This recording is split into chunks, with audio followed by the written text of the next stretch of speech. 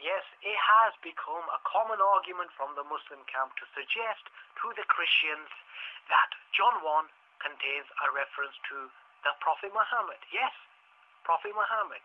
Now, this reference, obviously not an explicit reference by name, but merely an implicit reference or intimation by the title, the Prophet. Now, shamoun, that Sam Shamoun, the experienced Christian apologist on the internet, addressed the Muslim claim concerning John 1 on the Aramaic Broadcasting Network. Now, as a word of note to the listeners, if Shamoun's response was convincing, I would not be writing nor speaking out against Shamoun's response. In order to be intellectually honest, I would have accepted his response if I felt it convincing. But on the flip side, I didn't feel Shamoun's response was convincing. It lacked real potency and the element to convince the more discerning mind. Obviously, the discerning mind arises from objectivity. Now, you may be saying, well, how can you be objective? You're a Muslim, obviously you will be supporting the claim. Well, I've tried to be as objective as possible, and to be honest, it really does not bother me either way whether Muhammad is remotely hinted at in the Gospel of John, because it does not affect my faith either way.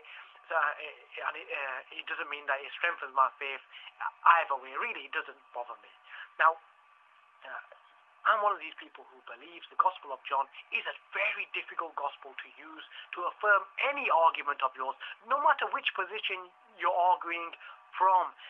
This is because it is the most theologically evolved gospel and distinct from the synoptic gospels. Thus, it always comes with that disclaimer. Yes, the disclaimer that it is the least reliable gospel out of 4.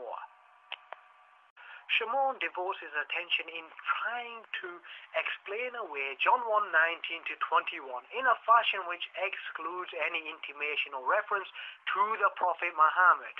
I feel Shamoun's pre-programmed bias or a pre-programmed objective is key in his in his mistake making rather, and we'll look at his mistakes or blunders later on, but let's just look at what we realize from the text. If we allow this passage to speak for itself, we realize that the Jews were expecting 3 separate individuals. They were expecting the Christ, Elijah, and the Prophet. That's all we realize from the passage if we allow it to speak for itself.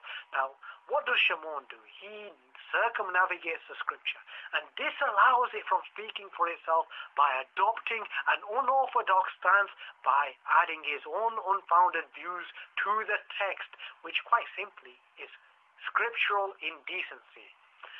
If we look at what Shamoun does, he brings forward this unorthodox manner of exegesis.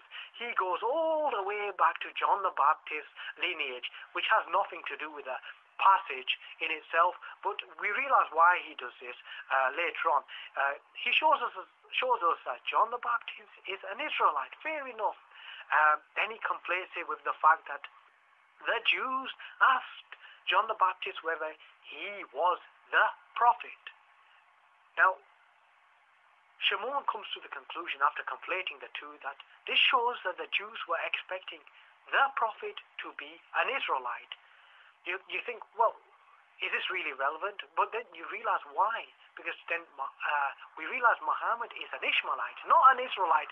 So Shamoun's exegesis is all geared towards excluding Muhammad from the text. But if we allow the text to speak for itself, Muhammad is very much still in the equation. He's very much still in the text. But Shamoun's exegesis just eliminates the possibility of Muhammad being in the text. So it is quite a, erroneous methodology. I don't want to say deceptive at this stage. Now, Shamoun is inconsistent, because if he uses his methodology for the whole passage, we realize Shamoun could quite easily look at John the Baptist's lineage again, and he doesn't take much in the way of knowledge in terms of genealogy to realize John the Baptist was born of a mother and father. Regular birth, husband and wife. Why doesn't he not conflate this with the fact that John the Baptist tells us, I am not the Christ?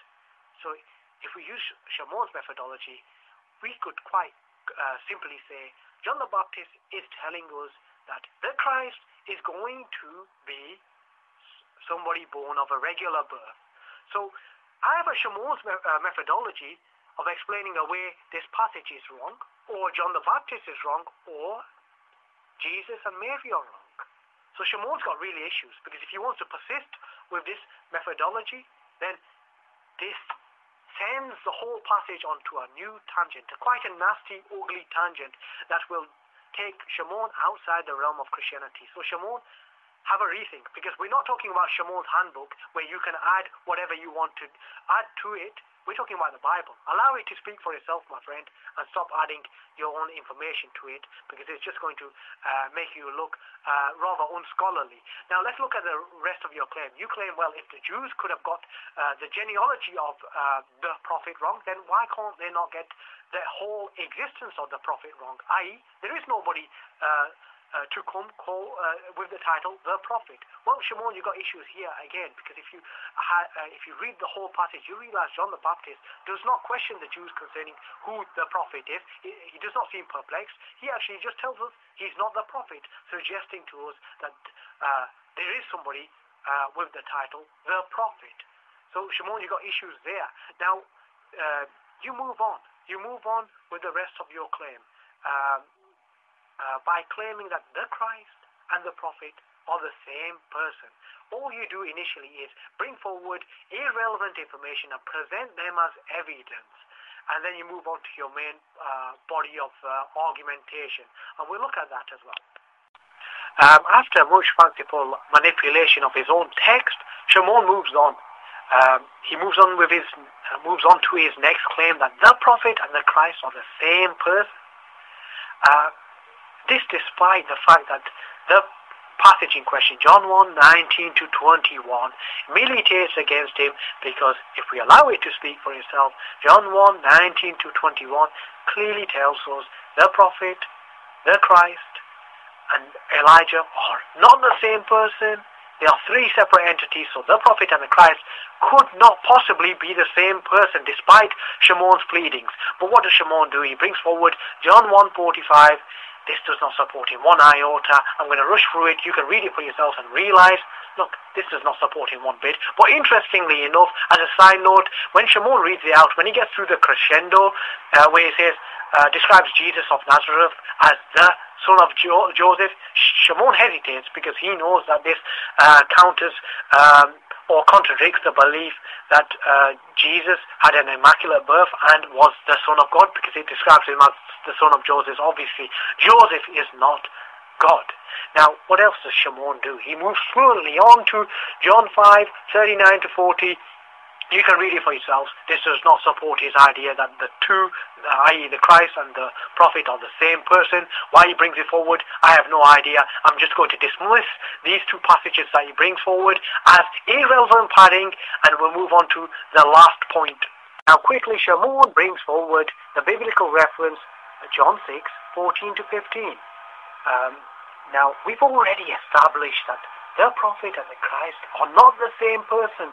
So if a group of people claim Jesus is the prophet, it does not mean that he's both, because we realize there was a great potential to misidentify Jesus, because if we look at no less than John the Baptist, he actually sent questioners out to find out who Jesus was, because he did not even know. And if we look at the Gospel of Matthew, yes, the Gospel of Matthew, Matthew 16:13 to 14, we realize that there was a whole spectrum of beliefs concerning who Jesus was, all of them erroneous. Some people thought that he was John the Baptist, Elijah, Jeremiah, one of the other prophets. We now know that Jesus is the Christ, so clearly he's not any of these titles. If we use shamoun's, an exaggerated form of shamoun's methodology in accepting all the titles given to Jesus and combining them into one, we would be saying that Jesus is the son of Joseph, Jesus is John the Baptist, Elijah, Jeremiah, one of the prophets. No, we cannot do this. We must allow the Bible to speak for itself and recognize error, recognize that the context, that there were many people who did not know who Jesus was, and The irony is immense because shamoun brought this reference forward. A number of people saw Jesus perform the miracle of food multiplication and then declared him to be the prophet. This clearly shows that the miracle of food multiplication is the key identifying feature of the prophet.